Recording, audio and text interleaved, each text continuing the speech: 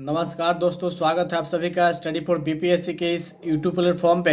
आज हम लोग जीएस पेपर 2 के अंतर्गत ज्योग्राफी इकोनॉमिक्स का जो हम लोग सीरीज स्टार्ट किए हैं उसके अंतर्गत हम लोग मॉडल आंसर देखने वाले हैं। तो आज के क्वेश्चन को हम लोग शुरू करने से पहले आप लोग जल्दी जल्दी वीडियो को लाइक कर दीजिए और अगर नए हैं तो चैनल को सब्सक्राइब कीजिए और दोस्तों के साथ शेयर कीजिए।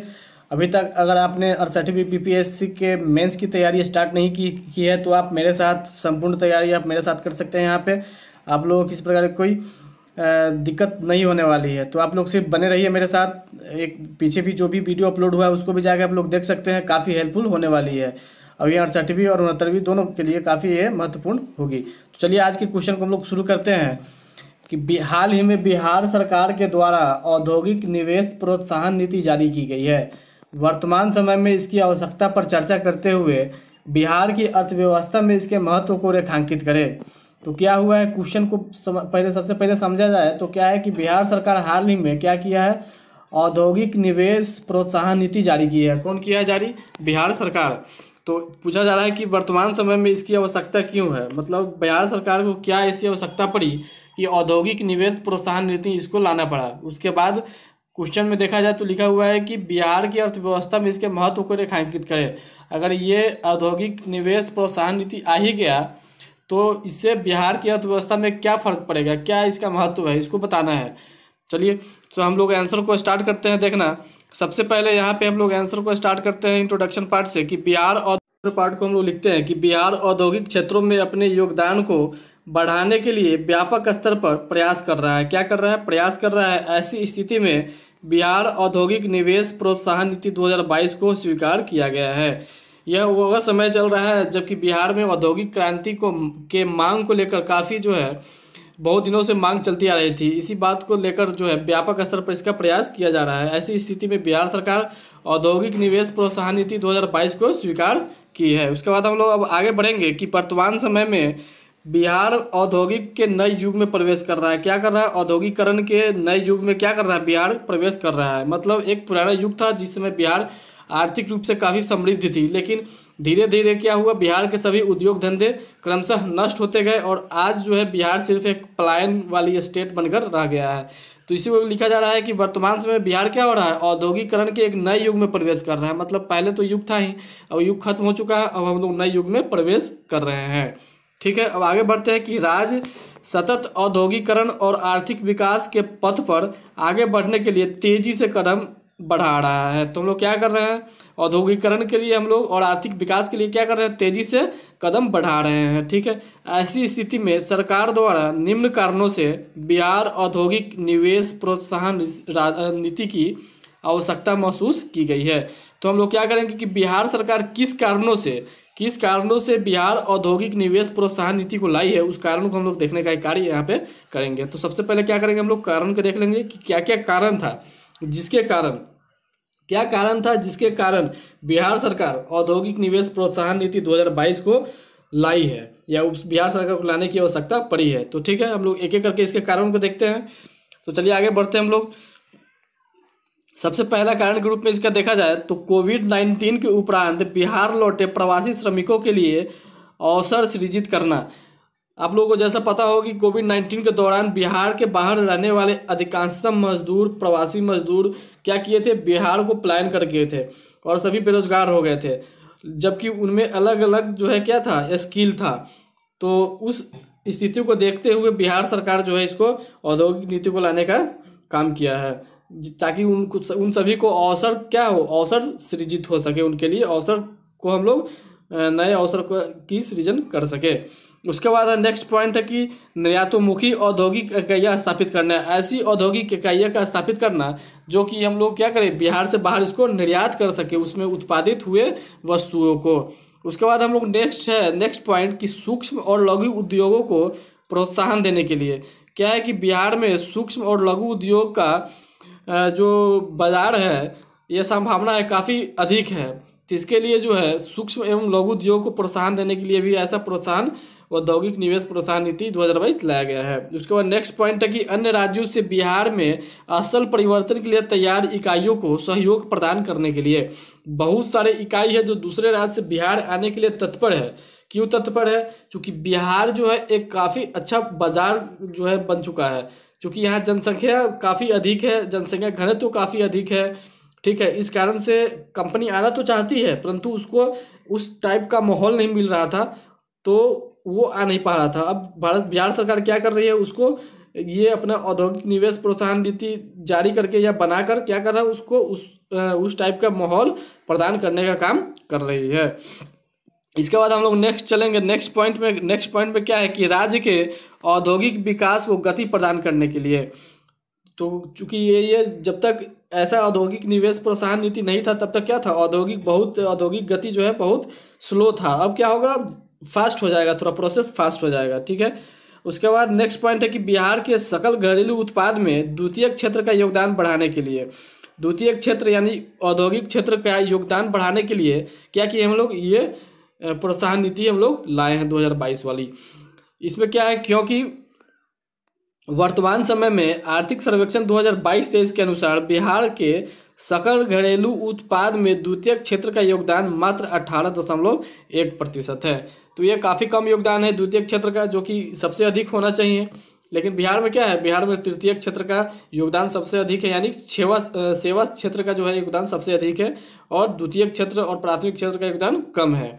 तो हम लोग क्या करेंगे, अब द्वितीयक क्षेत्र का जो योगदान है बिहार के जीडीपी में बढ़ाने के लिए हम लोग क्या किए हैं, बिहार सरकार क्या किया है, औद्योगिक निवेश प्रोत्साहन नीति को लाने का कार्य की है। नेक्स्ट पॉइंट चलते हैं हम लोग कि राज्य के निवेश प्राप्ति की दर में वृद्धि करने के लिए, राज्य में निवेश प्राप्ति की दर में वृद्धि करने के लिए बिहार आर्थिक सर्वेक्षण 2022-23 के अनुसार पिछले वर्ष बिहार को 60.83 हजार करोड़ रुपये निवेश प्राप्त हुआ था, जो कि कम था। अब क्या होगा, इसके चलते क्या होगा, इस औद्योगिक निवेश नीति के चलते क्या होगा कि और हम लोग का क्या होगा, निवेश बढ़ेगा बिहार में, जो कि 22-23 सर्वेक्षण के अनुसार कितना था, मात्र 60.83 हजार करोड़ था।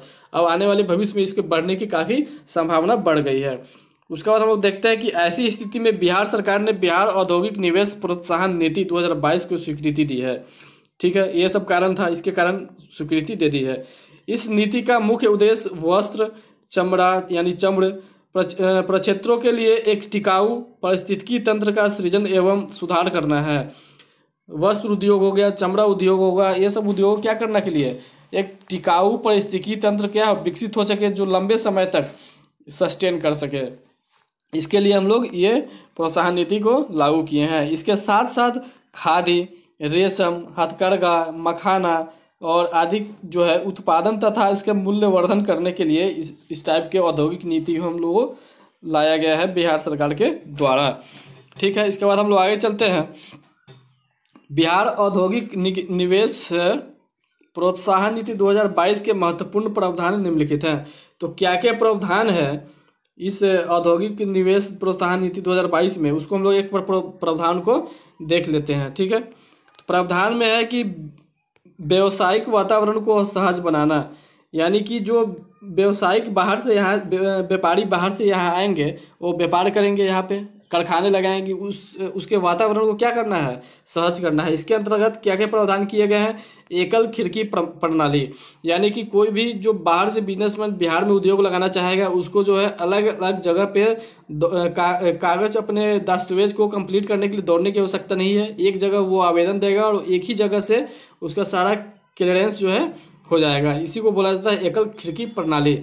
उसके बाद है उद्योग मित्र, यानी कि जो आप आए हैं उस आपको हर क्षेत्र की जानकारी देने के लिए उद्योग मित्र की बहाली की जाएगी। उसके बाद है शिकायत निवारण के लिए उद्योग संवाद पोर्टल का भी व्यवस्था किया जाएगा। आप पोर्टल पे जाइए, कोई भी शिकायत है उसको आप डालिए, वहाँ पे तुरंत उसका निवारण किया जाएगा। उसके बाद है ब्याज अनुदान, सेकेंड पॉइंट है ब्याज अनुदान इस औद्योगिक नीति के अंतर्गत।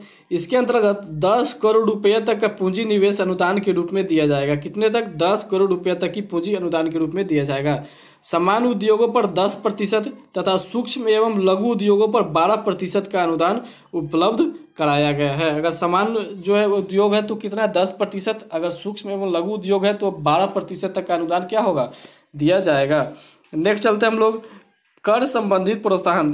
इस पॉइंट में क्या है कि सभी नई इकाइयों को आगामी 5 वर्षों तक, कितने वर्षों तक, 5 वर्षों तक राज्य सरकार के खाते में जमा की गई SGST, यानी कि जो स्टेट का GST होता है उस पर 100% प्रतिपूर्ति के हकदार होंगे। यानी कि आप 5 सालों तक क्या करें कि जो भी कमाई होगा उसके हिसाब से आप SGST भरें सरकारी खातों में, और वो आपको 100% फिर आपको वापस कर दिया जाएगा।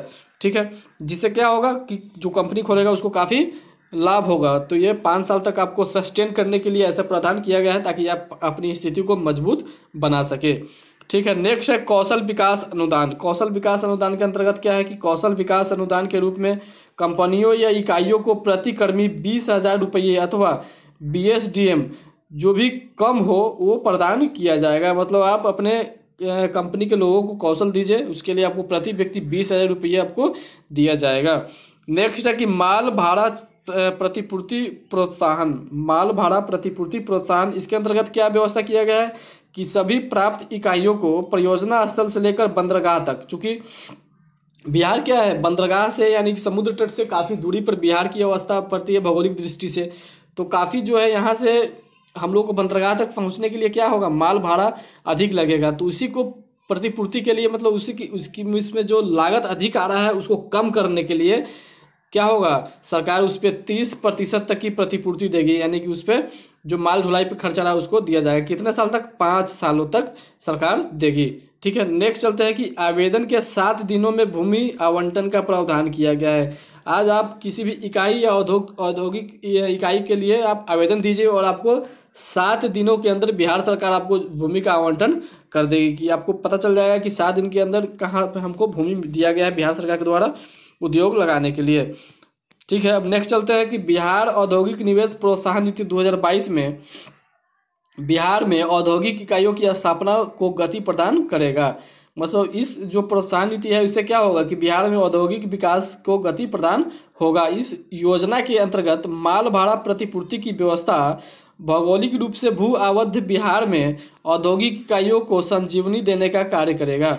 चूँकि हम लोग भू अवध है, समुद्र तट से काफ़ी दूर है, तो बंदरगाह तक की हम लोग को जो दूरी है वो काफ़ी अधिक हो रही है। तो जो इसके अंतर्गत जो व्यवस्था किया गया है कि माल प्रतिपूर्ति जो है माल भाड़ा प्रतिपूर्ति व्यवस्था जो किया गया है वो काफ़ी क्या होगा, संजीवनी साबित होने वाला है। इसके अंतर्गत किए गए उपबंध जो है बंदरगाह तक उत्पादित वस्तुओं को पहुँचाने के लिए राशि उपबंध जो है काफ़ी जो है महत्वपूर्ण है। इसके साथ साथ इकाइयों की स्थापना पर ब्याज अनुदान उद्योगपतियों को निवेश के लिए आमंत्रित करेगा। आप जो है इकाई की स्थापना करते हैं आपको ब्याज अनुदान जो है दिया जाता है, ये भी क्या करेगा, उद्योगपतियों को बिहार की तरफ आकर्षित करेगा। ठीक है, यहाँ तक करके हम लोग इस क्वेश्चन को अब खत्म करेंगे, इसको कंक्लूड करेंगे। अतः उपरोक्त तथ्यों के आधार पर यह कहा जा सकता है कि बिहार औद्योगिक निवेश प्रोत्साहन नीति बिहार को उन्नत समृद्ध एवं औद्योगिकृत राज्य बनाने में सहायता देगा या सहायक होगा। ठीक है, तो इस प्रकार हम लोग क्या किए कि पूरा क्वेश्चन को हम लोग एक बार पढ़े समझे, उसके बाद स्टेप बाय स्टेप इसको लिखने का और सुनने का हम लोग प्रयास किए। तो आप लोग एक काम कर सकते हैं कि इस वीडियो को पॉज कर करके आप लिख ले और फिर इसको बार बार प्रैक्टिस करें और इसके अनुसार ही आप एग्जाम में लिखने का कोशिश करें। ठीक है, तो मिलते हैं फिर हम लोग नेक्स्ट वीडियो में। आज के लिए इतना ही, तो मिलते हैं हम लोग नेक्स्ट वीडियो में, तब तक के लिए जय हिंद।